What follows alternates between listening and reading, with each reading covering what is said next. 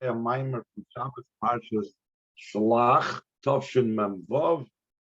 This is a topic that's repeated a lot in Chassidus and a lot in the Rebbe's Fabrengens and Sichos and Mamorim, and it's all about the famous question about the chait of the Meraglim, the sin of these spies, why they even had such an idea that they would not be able to enter Eretz Yisrael, especially they were such great tzaddikim, and so on and so forth, and what would they were thinking, and etc. The Rebbe, obviously, what we learn in New Maimer is going to bring a new insight. And in this case, the Rebbe is going to bring a lot of background, if you will, to what was taking place in the Midbar, the experiences, the spiritual experiences, the avoid of the Yidden in the Midbar, how that impacted them, and so on. And based on that, both he's going to use that both to base his question on, and also to base his answer on.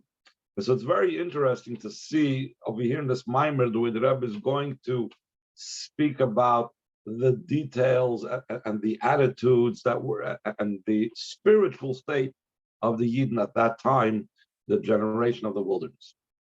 So Maimer from Tovshin Mem Vav, 1986. Shlach Anoshim Goimer, send for you, or send to you, men. The beginning of this week's parsha, that Moshe Rabbeinu was told you should send Anoshim, and Anoshim, as we're soon going to say, means important people to spy out the land. It's known the Mamorim of Arabim, our leaders look at the Torah, but kill us Chassidische parsha. And look at the Torah at the beginning of the Chassidische parsha of the week. We know the Torah of the week, and the Torah of the week is called the Chassidische parsha, which one should review. Balderech, similar to this, Badrushim Shalachris and the Mamorim that followed Al Rebbe's Mamorim, like he notes Mamorim the Samach Tzedek that spoke about this topic, the Indian Parshas and Meraglim concerning the whole story about the spies. Why did the spies not want to enter Eretz Yisrael? So here the Rebbe is going to elaborate on the next 2-3 pages about how would they be so callous. Next, I think 2 pages. How would they be so callous concerning the entry into Eretz Yisrael, and how would they not be able to consider it? It's a wonder. Why does it say send to you? What does it mean to you? It says shlach anoshim, send people. What's it mean lecha? So the Chazal derived from this that Hashem told them, you should send. This is on your cheshbon, on your decision. Ledaitcha, as you decide. The idea of the sending of the spies was by the opinion and view and thoughts of Moshe Rabbeinu. And all of them were men. Why does it say shlach anoshim? Shlach, obviously they're going to send men. Who are they going to send? Children. What's the idea of men? Lashon chshivas. When the Torah uses the word anoshim, it's an expression meaning importance. And the Rashi even brings down the Baisashok Shedim. At that time when they were sent, they were actually very righteous people. They were kosher people. They were the leaders of the congregation, Anshe Shem, men of renown. So we're not talking about just a lot of stories that took place in the Midbar. A lot of events that took place in the Midbar were negative events. It was often the same old people that made tzaras in previous occasions made tzaras again. Dasan Vaviram, for example, is constantly a repeating theme. They told Pari about Moshe Rabbeinu still in Egypt, and after they left Egypt, they were behind the Kairach rebellion, and they were involved in other things about leaving over the Mon. Certain situations in the Midbar were fomented by well-known troublemakers. But the Meraglim were not well-known troublemakers. These were people that Moshe Rabbeinu decided are worthy and appropriate to send. These were leaders of the Shvatim. And still in all, how did they make such a mistake and did not want to enter Eretz Yisrael? I'm sorry. And this matter is even more of a wonder. As I mentioned just before, the spies were chosen by Moshe. Like Hashem told him, Moshe, I'm putting this on your head. This is your choice. Surely Moshe Rabbeinu recognized them individually and specifically. If he was the one that was doing the choosing, so then for sure this is totally his responsibility. He was the one that was choosing to send spies, so he would make sure that the spies that he chose were not going to be some wishy-washy people, some scattered brain people, some cowardly people. Moshe Rabbeinu would be doing the choosing. If Moshe Rabbeinu was doing the choosing, obviously he would only choose the best. And why is that so? Because Moshe Rabbeinu was actually acutely aware of who and what the Yidden were. Moshe Rabbeinu, we know, was a faithful shepherd. Like the Medrash says on the pasuk, that Moshe was a shepherd when he was taking care of the sheep of his father-in-law Yisrael. And the Medrash explains, what was Moshe Rabbeinu's job? He was a true and faithful and devoted shepherd. And how does devotion express itself? He would first take out the youngest sheep that had the weakest gums and teeth to choose the softest grass, so that they should graze on the softest grass. And then afterwards he would take out the old sheep, so they should be able to graze on the middle strength grass, those that weren't completely hard but weren't completely soft, because those were really eaten by the younger ones. Then he took out the young sheep, the youthful sheep, the ones that had their full strength, that they should eat the hard grass.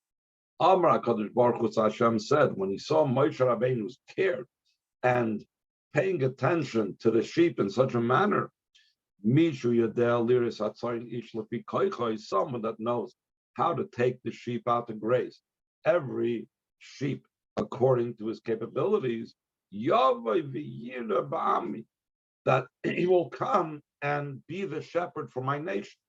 So, if Moshe Rabbeinu was chosen, that because Hashem saw his capability to be able to be a good shepherd, that would know exactly what the nation would need, just like he knew exactly what the sheep would need. While there is a movement in the Gela Moshe, so too it's understood concerning Moshe Rabbeinu taking care of Am Yisrael.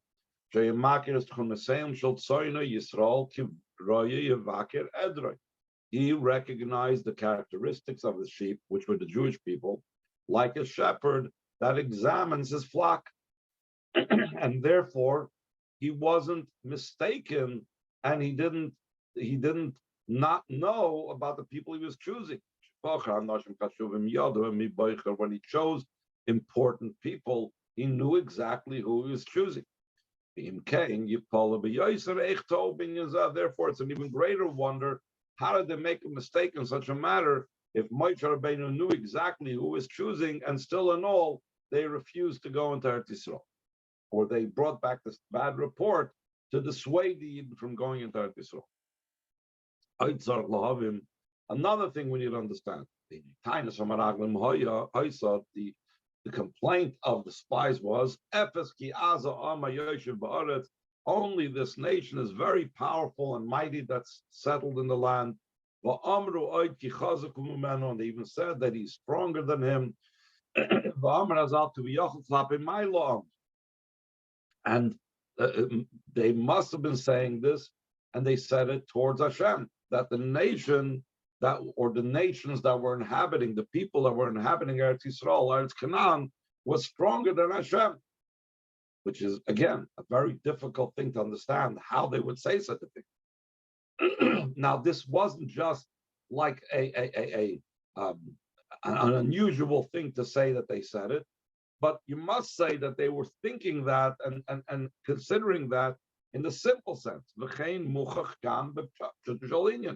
This is obvious also in the simple reading of what went on. If they do not think that the nations that inhabited Eretz Yisrael, Eretz Canaan, were stronger than Hashem, so who cares if they're strong? Hashem is stronger than them. So obviously, even without Chazal telling us, it's an obvious thing that their concern was that Hashem would not be able to stand up to these nations.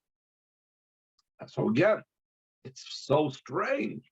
How could they go ahead and say such a thing about the Eibishter when these were important and chashuv people and leaders of tribes that only Moshe Rabbeinu saw and realized how great they were? And then we also got to understand what Kalev Yeshua is responsible. Kalev Yeshua, the only exceptions to the 12 spies, the two that remained loyal and devoted to the mission and to entering Eretz Yisrael, they responded to what the Meraglim said. But the Rebbe is going to say their response didn't seem to really answer the complaints of the Meraglim. They were just saying something else. So he says, "V'amayna the Kol of Yeshua said." What was the response that Kol of Yeshua said when the Meraglim said that Hashem cannot defeat these nations? It was Toiva ha'aretz ma'oid ma'oid. The land is very, very good. Im chafetz banu Hashem. If Hashem desires us, ach b'Hashem al timroidu. Do not rebel against Hashem. Seemingly, the response, there's an expression of Chazal, the response and the answer is not answering the complaint. The loy ana klum al tanosam epes ki avza am v'goyim v'chazukum emanu. They didn't respond to their statement and their complaint that the nation is so strong that they're stronger than Hashem. Barak Omar, all he said is, Shim Chavetz Banu Hashem, if Hashem desires us, then the land will be very, very good. Especially since they were very important men. So since they were important men, and if such important men and tzaddikim and so on are saying such a taina, you need to address it. Again, if it's a kid, if it's Dasan Vaviram, if it's some idiot saying something, not every single time when there's a fool, it says the pasuk says altan ksil ki yivaltoi. Not every time when a fool presents a complaint and an argument do you need to respond to it. When the kid doesn't want to go to sleep and he says, "Why do I have to go to sleep now?" You don't necessarily always have to sit down and explain to them the whole workings of the human body, that it needs to have a certain amount of hours of sleep, at least not at that time. The same, but over here, we weren't talking about children. We weren't talking about people off the beaten path. We were talking about Anashim Chashuvim. We're talking about important men, leaders of tribes, men that Moshe Rabbeinu chose, men that the Torah says were Kshedim Hayu at the time, before they left. If such important people said that there is that Kaviyach Hashem cannot defeat the nations, so there is room for that. And if there's room, then you need to respond to it. And so therefore the question is, what was really the response of Yeshua and Kalev in Cain? Mao Toichen Shuvas Kalev Yeshua. What's the content or what's the meaning behind the response of Kalev Yeshua? Now the Rebbe is going to expand this question and say that this question is not only about the 10 out of the 12 that refused to go into Eretz Yisrael, but rather this was the entire generation. Similar to this concerning the spies. So all the questions that we just now asked, Tzarich lahavim and again close there midbar when you understand concerning the general generation of the desert. Eich yitochen shekol anshe doira midbar. How is it possible and how does it make sense that all the members of the generation of the wilderness, Shem doir deya, the Chazal say that they are an intelligent, knowledgeable generation, and they were present at the giving of the Torah.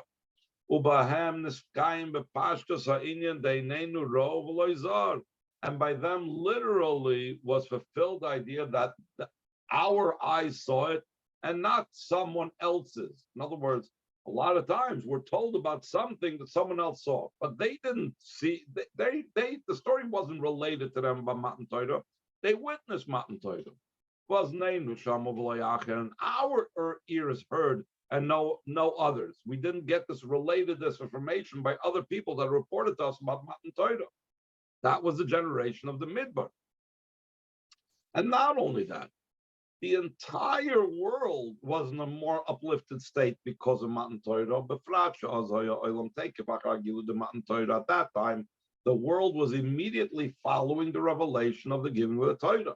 So it's understood that immediately after such a powerful revelation, it definitely left its mark and an impact on the world. Because of this revelation, the world was in a much higher state. So therefore, how could this entire generation, how could they make a mistake in such a matter? And to such a degree that they make a mistake, and they were punished not to enter Eretz Yisrael.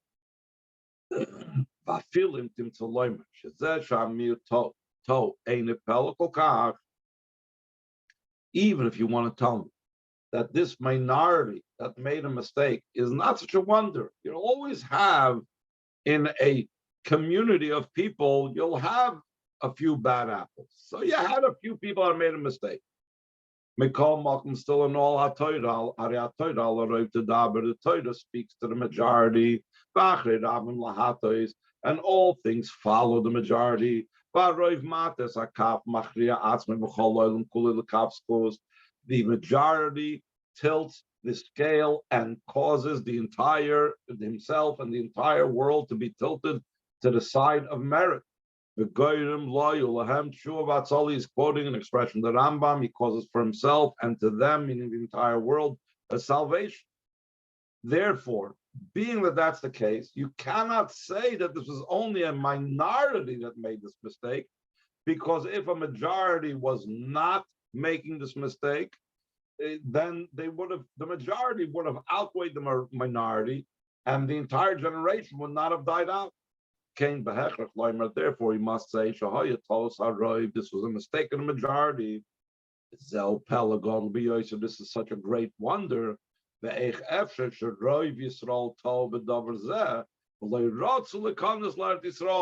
it possible the majority of the Yidden in the wilderness made such a mistake after Matan Torah? The world was so much higher. They saw Matan Torah themselves, and they did not want to enter Eretz Yisrael.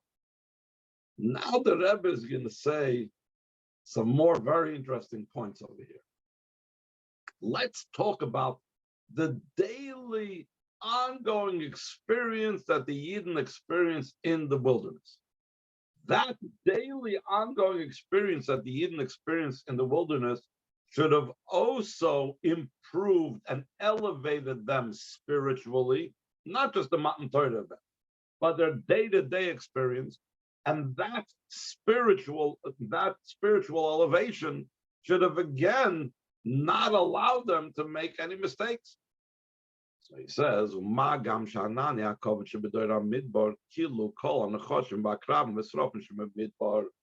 we also know that the clouds of glory that surrounded the generation of the wilderness destroyed all the snakes, scorpions, and other poisonous things that are in the wilderness. They destroyed them begashmias physically.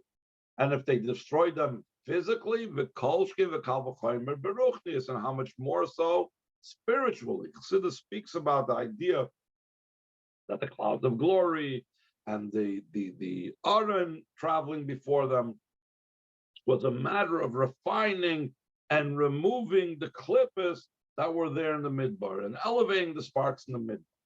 So if so, their entire environment was an environment that was clear and pure spiritually. Surely it was nullified any untoward and unwanted thing. Because therefore, how could they have made such a mistake? We move on, and even more so, it's not understood. It's known what's explained in Sfarim and brought down in Chassidus. The tam isur achilas chayes torfis in the reason for the prohibition of eating animals that are wild and eat and consume other animals, or worse, they attack people. Because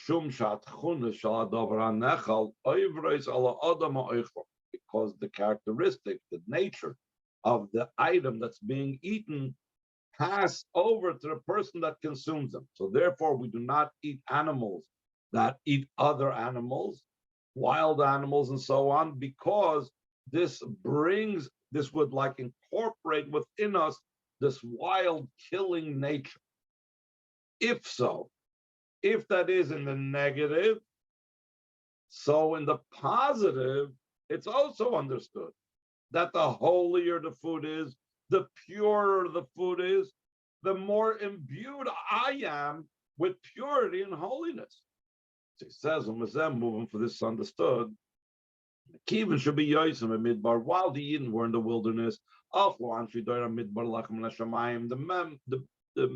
members of the generation of the wilderness ate bread from heaven. That the bread from heaven is the ultimate state of purity to such a degree they didn't have any waste product from it. And they drank water from Miriam's well. How they move, and so it's understood that the eating and drinking of such elevated matters and foods, in such a way that it became blood and flesh like their own flesh. It drew down into them an ascent and a refinement. So too, it's also concerning garments. It's brought down in Chassidus that just like bad food brings negative things into the person, like we just now said, treifa food, wild animals bring into the person wild character traits, killing character traits. So too, garments that have negative things associated with them will impact the person negatively. My big shatnez, Rahman Muslan, heaven forbid, the God clothing of shatnez. These are called the transcendent encompassing levels of klippa. She klippa kosher be yoser. It's a more difficult klippa. Yoser ma pnimi, even more than the pnimi. So therefore, something that is surrounding me like garments has to a certain degree a more powerful impact than something that's internalized in a negative fashion. So it's understood concerning the home that's called a distant makif, which means it's an even higher level of transcendent. On the other hand, the garments are called a close makif. So if so, again, just like we said concerning food, if negative food impacts a person negatively, so pure and holy foods impact a person in a pure way. So the garments of a person that's in a purer type of garments, and the housing of a person that's a purer type of housing will impact the person and bring him up to a more higher and purer state. This is understood concerning the opposite side. When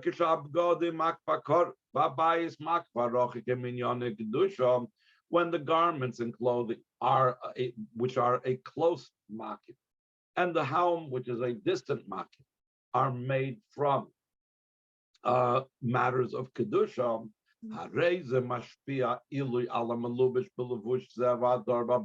This affects an ascent and an elevation on someone that's clothed in this garment and living in this home. What does this have to do with the wilderness? So you can explain right now. Then in the wilderness, even their housing and even their clothing was impacted by holiness. So it was in the generation of the wilderness. The nice was in addition to the fact that their food and drink was from bread from heaven and from the well of Miriam, which means that the food that they imbued with and that permeated them was from the most purest state. Even their garments were very elevated. Like it says, that it says your garments did not rot away, they did not fall apart. That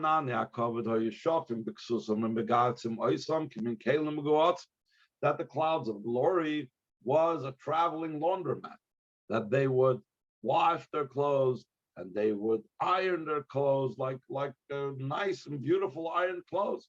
And even the young children, as they grew, their garments grew with them as well. And the Rebbe adds an interesting point that this doesn't just mean the garments that they were given grew with them, but the Rebbe says over here, the Hainu, the Gam Kishen Noildu Noilad Levushon Ima. Even when they were born, their garments were born with them. So, like this garment of, let's say, a turtle or some other type of creature, because they come to the Levushim Bay, it's a type of creature that its clothing grows with it and with it. So therefore, these were miraculous clothing. These were impacted miraculously by the Anani HaKavod. For this understood the great quality of the garments that the Yidden wore when they were in the Midbar. Just like it's concerning the miraculous garments that they wore, so it's concerning their homes that they lived in. Like it says, that I settled the Bnei Yisrael in the wilderness in huts. And one of the explanations that the Chazal say, what is the sukkahs that it's referring to? Anani kavod hayu. These are the clouds of glory. That their distant makif, in other words, their home, their dwelling place were the clouds of glory. So if so, their home was holy, their garments were holy, their food and drink was holy. So their entire being and their entire life and their entire existence was immersed in holiness. If they were so immersed in holiness, how could they make such a terrible mistake? It's me. According to this, it's even greater the wonder.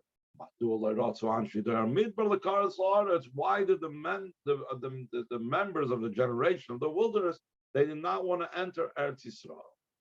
So we had now 2 pages where the Rebbe went a great and lengthy explanation about how the Yidden were in the ideal state spiritually, and therefore how would they have been able to make such a terrible mistake. So top of the 3rd page of the map. So here the Rebbe is going to explain this, and also he's going to explain it by going into a lot of the details about both Eretz Yisrael versus the Midbar. But the idea behind this is coming before about the Rosh like to explain the Mamorim, the Hiyanesenes, this immersion in spirituality, this holiness that permeated them was the very reason that prevented them from going to Eretz Yisrael. Since they were the men of the generation of the wilderness, in the midbar of Sinai, where the title was given, Vahayu Anshe Moshe. These were the men of Moshe, like Moshe picked them. They ate bread from heaven. Miriam. They drank water from the well of Miriam. And the clouds of glory protected them. That is the reason they didn't want to enter at Israel. They did not want to travel and leave such an elevated place and upreißen sich von den Inyanim Nailim and to tear themselves away from these elevated things. And to go to the land of Canaan. This is almost wherever any Maimer and any Sikha the Rebbe really is, almost everyone is permeated with this theme. We need to tear ourselves away from perceived holiness.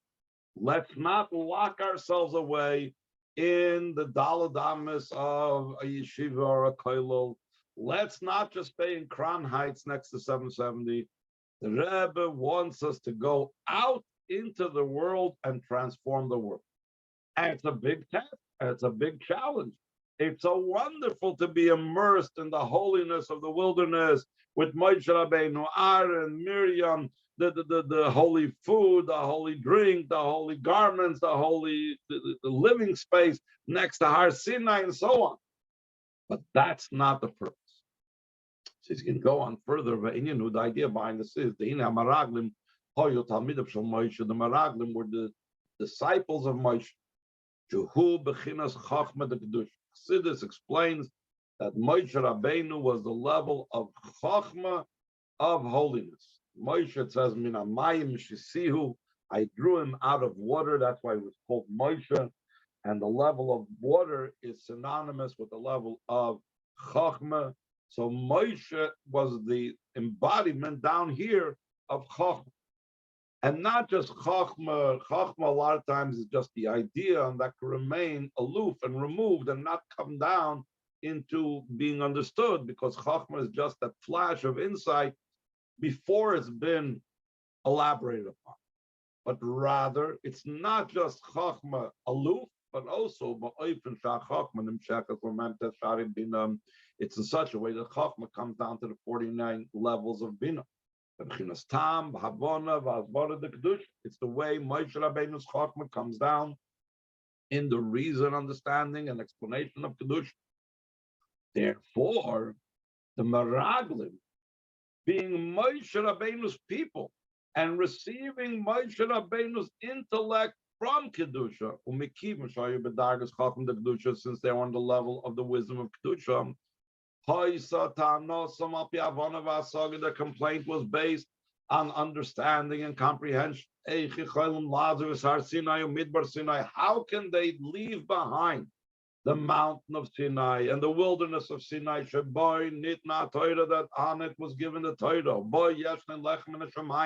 And in the midbar there is bread from heaven. And to go to Eretz Yisrael, the lechel sham lechem haaretz. You want to feed me over there bread from the ground? I was eating heavenly bread. You want me to go into Eretz Yisrael and eat earthly bread? How much more so that because of this, to enter Eretz Yisrael, there would be needing, by necessity, would have to be a descent from their level. Where do we see that there would be a descent from the level? When they came to Eretz Yisrael, it says,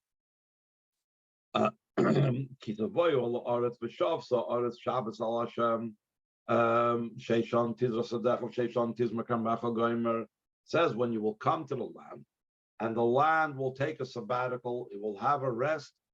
Then it says 6 years you should sow your field, 6 years you shall cut your vine, your vineyard.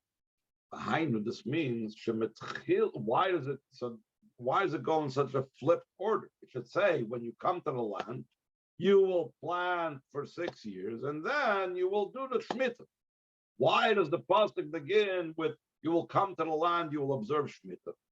So the Rebbe explains why is it in that order.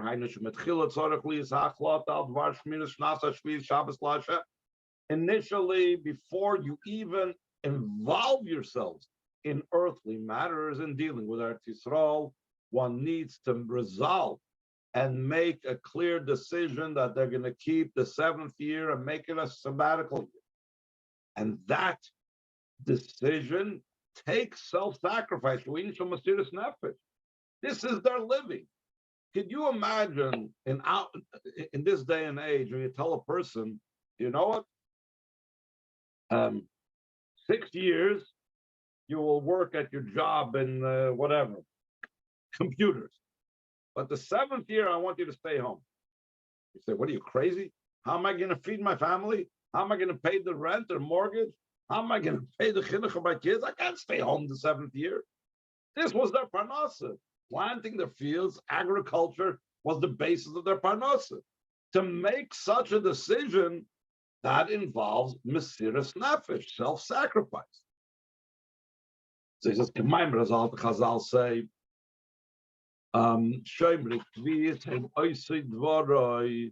that those that observe Shvi'is, those that observe the seventh year Shemitah, are the ones that do his word, Lishmaya b'kol dvarei, to listen to the voice of his commands.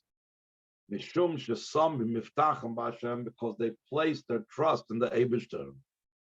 So therefore, im kein hachlata zu, this decision, hu inyan shal nesayin. This decision that they decide and they have trust in Hashem, and they are willing to go on mesiras nefesh to observe Shemitah even before they actually need to observe it. It's a test, and the very idea of a test of a nisayon is an inyan of yerid, of a descent. If you're saying that something is challenging my Yiddishkeit, that means that I'm engaging with something that's counter to Hashem. In the midbar, there was nothing challenging to the Yiddishkeit. In Eretz Yisrael, we say you need to make a decision, you need to make a resolution, you need to have mesiras nefesh to give up your job for 1 year. That test, that challenge, shows that they are descending. So the very entry into Eretz Yisrael, kisavayu ala aretz, and you're making a decision to do Shemitah, which is a mesiras nefesh, self-sacrifice, which is a test. That itself means that's already a descent from the way they were in the wilderness, that over there were no challenges. Another indication of the descent that they were going through when they entered Eretz Yisrael, additional to this, the gamze in the maspik, also this is insufficient. Afterwards, there has to be the literal working of the field. 6 years you should sow your field, in 6 years you shall go ahead and cut your vines. Not in a way that it says concerning Mashiach's times that foreigners, others will arise and they will take your sheep out to graze, but rather you will do it. The Yidden themselves need to be involved in the work of the earth. And this is a great test. Why is it a great test? What does it mean, working the earth? That's the working of the refining of the sparks, in matters that fell down to Klippas Noigo. Lamatam is even lower than that, because there are things, for example, Orlo, it's brought down, or Kilayim. These are things that are agricultural things that grow from the ground, and they are prohibited. They're Sholshkos Atmeis. Zeh, when the Soyin Gadol, is a great test to engage with Klippas and to elevate the sparks in the Klippas. And even more, there's another issue. The Gambalosh and Ashbi, and also the Rabshim Ben Yechoy, found it very difficult for a person to engage in mundane matters such as plowing the field. Is it possible that a person will plow the earth and will sow the earth? What would be with the Torah? So therefore, based on all these issues, so that's why This was the content of the complaint of the members of this knowledgeable generation. According to the wisdom of Kedusha, understanding, comprehension of Kedusha, and the knowledge of Kedusha. Yesh makim la'atayna. There is room for the complaint. They did not want to involve themselves and be engaged with a test and a challenge. And we actually see that avoiding challenges in Yiddishkeit is the way how we're supposed to do things. So Velosh, not feel like we say every morning in the Birchas HaShachar. Even the Rebbe in other places points out, even on Yom Kippur, the holiest day of the year, we still daven to Hashem. Don't bring me v'loyle day nisayin, not that test. They did not want to engage and enter into a place of doubt. He says, what? So the Rebbe is saying, like, no, what happens? If they fail, they'll make up for it later. Though we know no one will ever be pushed away from the Eibishter. So what's so terrible if he entered in the Sayin? Okay, I'll fail the test, but I'll eventually get back with the program. Still in all there's still a doubt when he will make up for it. When will he return back? It could be in this incarnation, or it could be a different incarnation. So a person doesn't want to be, a whole lifetime, a failure, and then only later, reconnect with Hashem.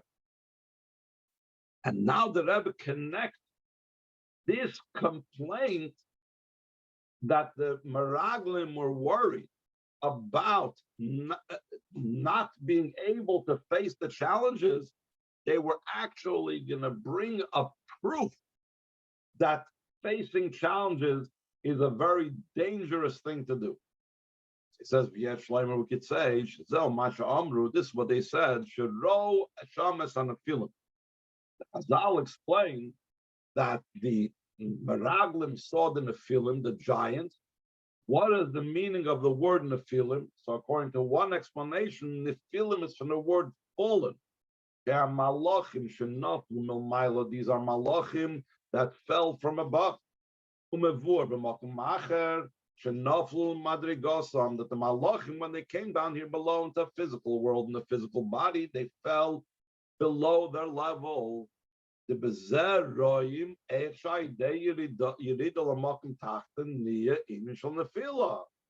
this, we see from the Nephilim malachim, that when one descends to a low place, so then one falls. So they saw actual evidence of it. So he said, we don't want to be like the Nephilim. We don't want to go through that.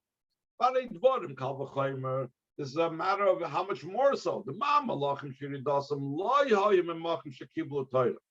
If the malachim descended not from a place that they received the Torah, we call Malkum Polza Bahem Nefilah affected in them that they fell.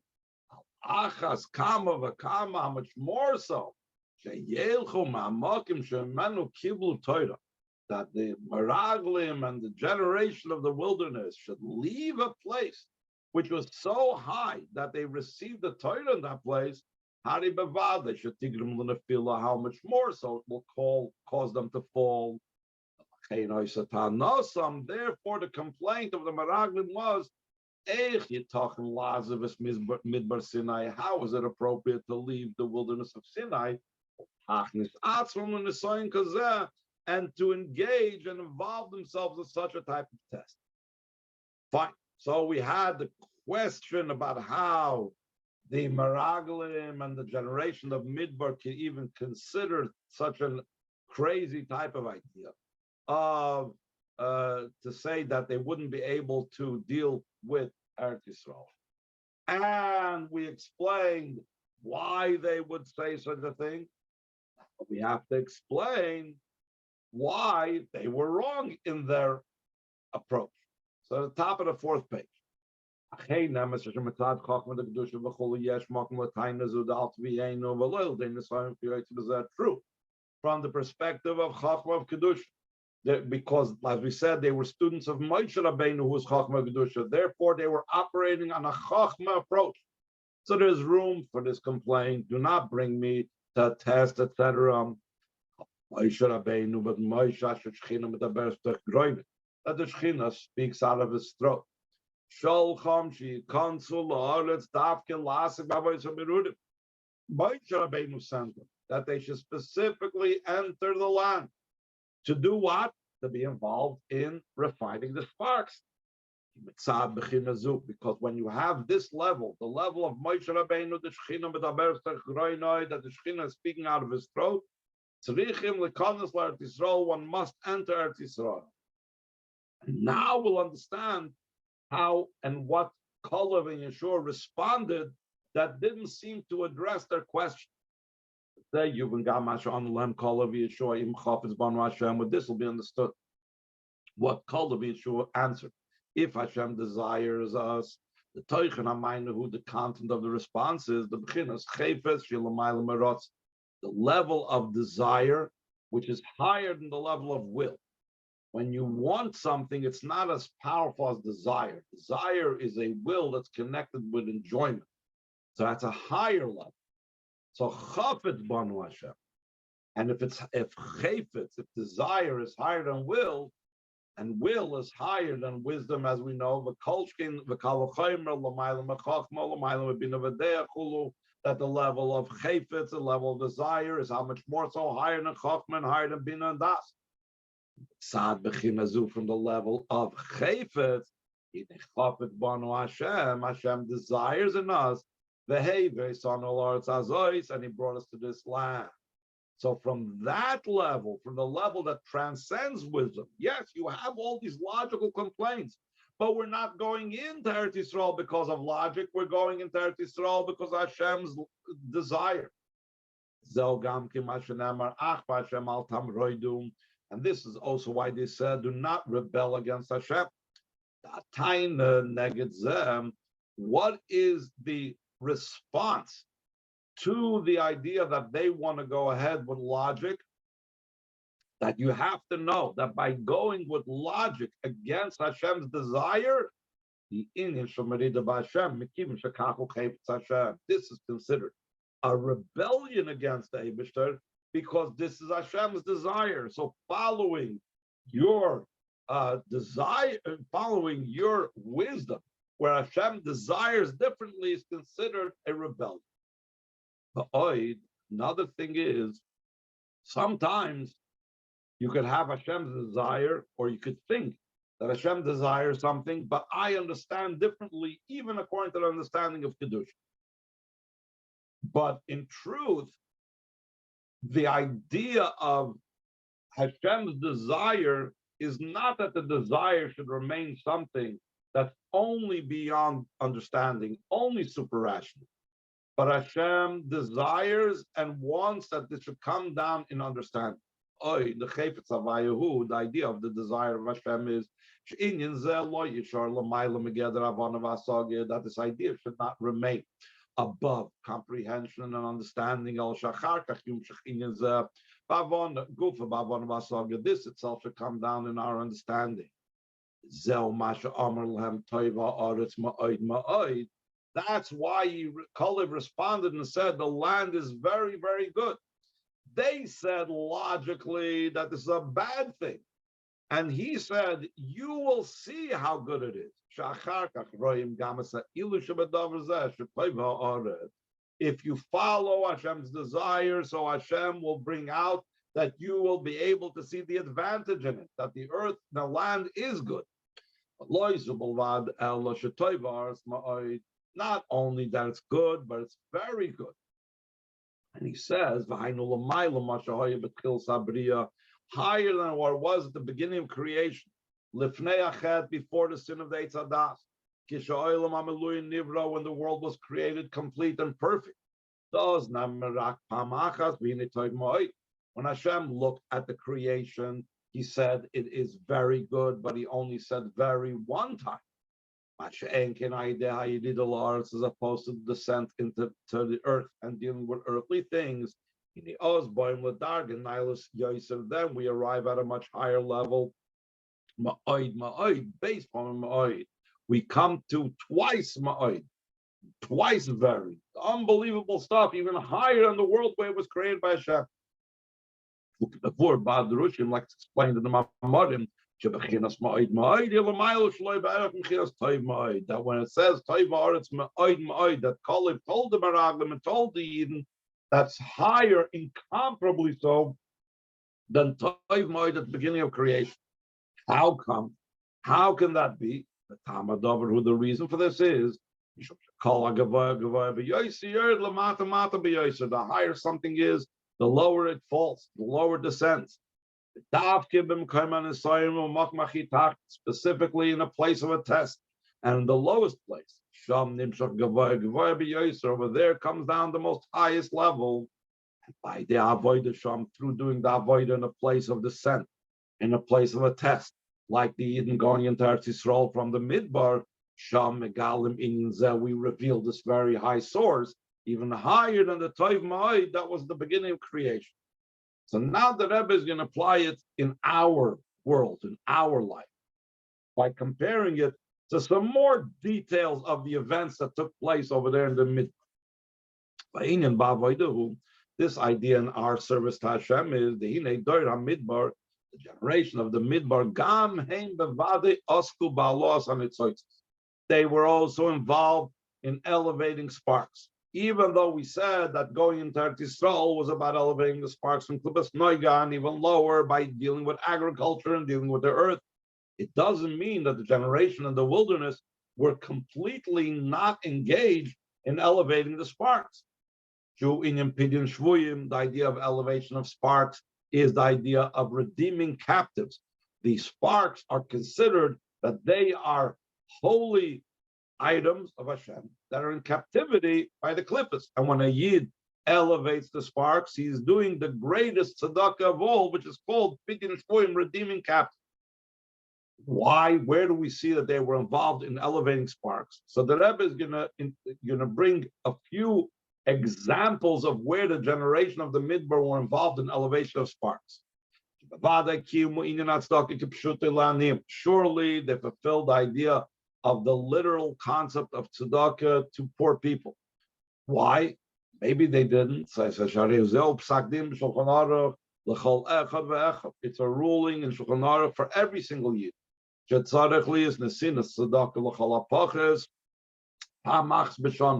A person is obligated to give tzedakah at least once a year. So therefore, tzedakah is about elevating sparks. I'm taking my own money, which my own money is not holy, and I'm giving it to feed someone or to clothe someone, etc., etc. So I'm elevating the sparks of that money. So too, they had the idea of the bracha before eating, that brachas before eating as part of the process of elevating the sparks of the food. But the food was holy food, we said before. But that's not exactly so, because even they had food that were sourced on the earth. The Eden traveling in the wilderness also had bread from the ground. They would purchase food from the peddlers, the traveling salesmen, or whatever of the nations of the world. And that bread that they made from the wheat or flour or whatever that they bought from the nation around them, they made the bracha hamoitzi lechem min haaretz. And by making that bracha, that is part of the process of elevating the sparks. And it's explained in a different place. The Indian birchanan and the idea of making brachas, who Indian bracha v'amshacha mavil lebirun tzukzakdush, that a bracha and drawing down that brings to refining the sparks of holiness. It's the idea, like we said before, of redeeming captives, because we're redeeming the sparks of holiness from captivity. That we know that Pidyon Shvuim is a great mitzvah, and it's the ultimate of tzedakah is redeeming captives. And then the Rebbe says, not only the bread that they made, let's say from flour and ingredients that they purchased from the nations around them, did they elevate? Also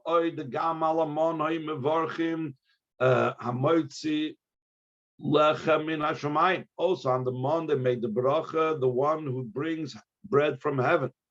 Now the fact that they made a bracha on it, they're making of a bracha, we said before, bracha is part of the process of elevating the sparks. So obviously there's some elevation that they were also doing here.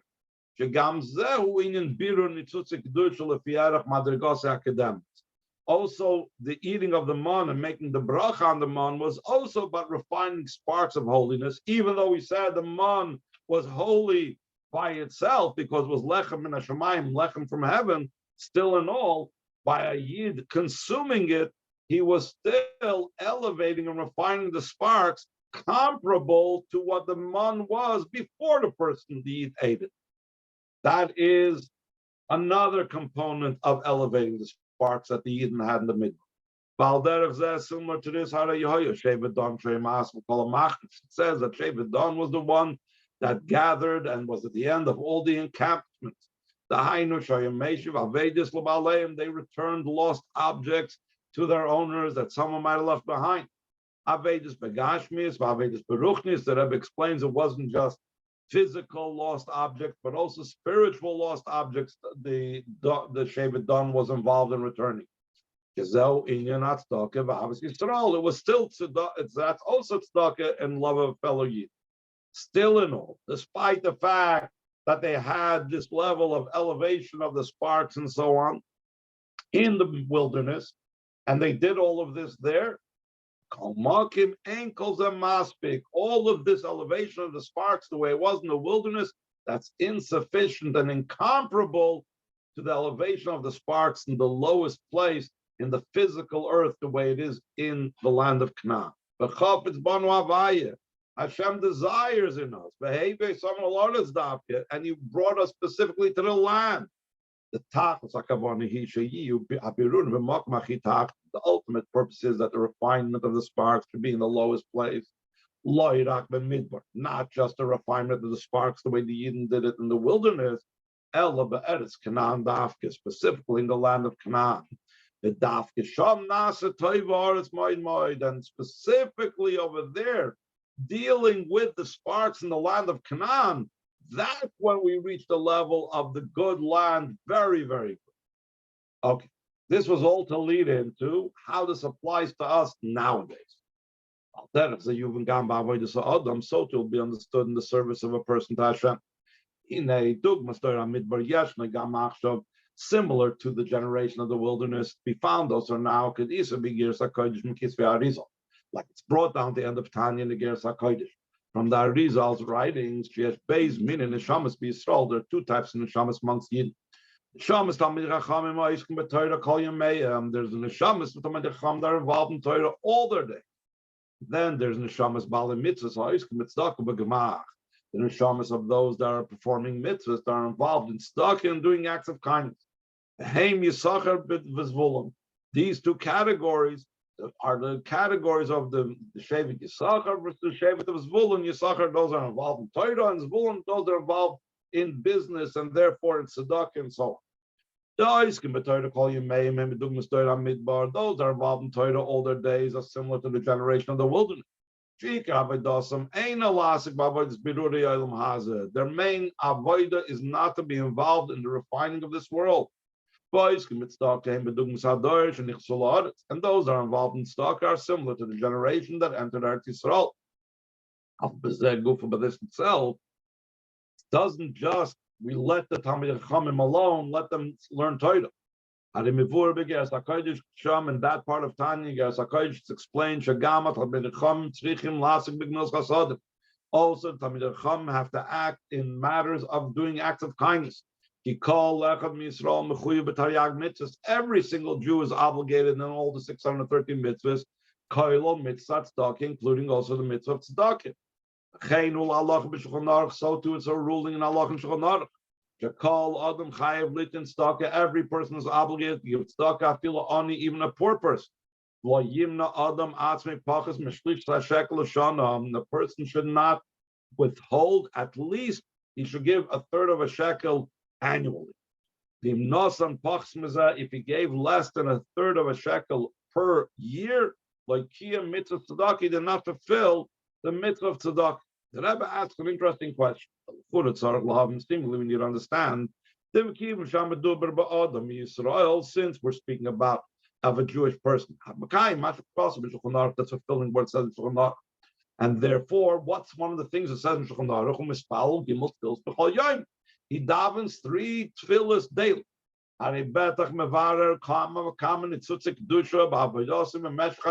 Surely he refines many, many sparks of holiness in the service throughout the day. The refining of the sparks of holiness is redeeming the captives, like we said before. So when I daven, we know davening is also about elevating the sparks. I'm engaging with my nefesh habahamis, I'm engaging with my body, I'm elevating myself. It's not understood why he has to give tzedakah from his money in the literal sense. Like the idea is, like we said before, that it's not enough the elevation of the sparks the way it was in the wilderness. If a person would be just satisfied with elevating the sparks through davening without actually giving money to a poor person, so then that's like the elevation of the sparks in the wilderness. We don't actually engage in the lowest level. Who the desire of Hashem is, there should be the refining of the sparks in the physical thing specifically. And only through this we arrive might become to the most highest level of the good land, very, very good. Calls the Yuvan Gamin all this understood also in our generation. The generation of the heels of Mashiach. We have both aspects. On the one hand, we're at the heels of Mashiach. Where it passed through the entire wilderness of the nation, meaning the entire exiles that we're going through is like the wilderness. That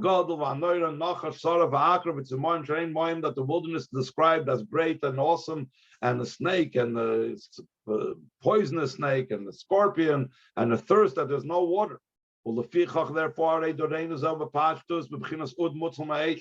Therefore, in a simple sense, our generation is like an ember saved from the fire, which the Rebbe a lot of times refers to as the generation after the Holocaust, like an ember of wood saved from the fire. The Lashon Haftorah, you do the Parshas Valoischa in the famous expression of the Haftorah of last week's Parsha. Yiratzon should be the will of Hashem. Sheyikuyim bon mashkasu b'hem Haftorah hal b'shoyis chamachlotzes. It's been fulfilled what it says in the continuation of that Haftorah, that He will dress you. Machlotzes is very nice, clean garments. Sha'ud mutzal me'esh, this ember that's saved from the fire. You melubish v'bgadim nailim will be clothed with very special clothes. Till be what it says in the continuation of Torah. We've seen that the entire menorah is made up of gold. The gulal and the oil, there was like a circle of oil on top of it. B'shivan there alone, or 7 candles upon it. Shem Zayin Asugim B'nei Yisrael, the 7 types of Jews. That they will be in a total completion and perfection. Begula mitzvah shlema de Mashiach Tzidkenu, and the true and complete redemption for Mashiach. Like it says over there in the Haftorah, not with strength, not with might, but rather with my spirit. Hashem said, speedily in a days. Amen.